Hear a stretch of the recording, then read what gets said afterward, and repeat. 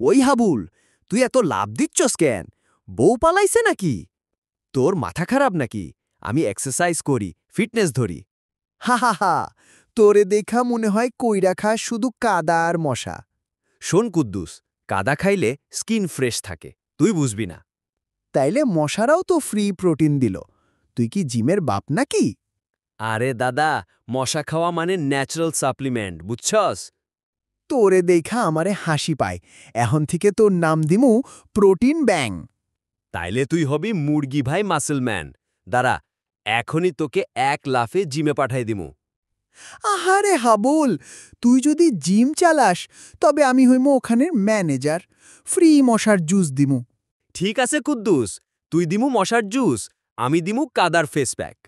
হা হা হা, ব্যাস, এখন থেকে আমাগো নাম কাদা মশা জিম টিম। ভিডিওটা উপরে টান দিয়েন না আপনারা যদি বিশ্বাস করেন পৃথিবীর বুকে শেষ ঠিকানা কবর, তো একটা সাবস্ক্রাইব করতে ভুলবেন না।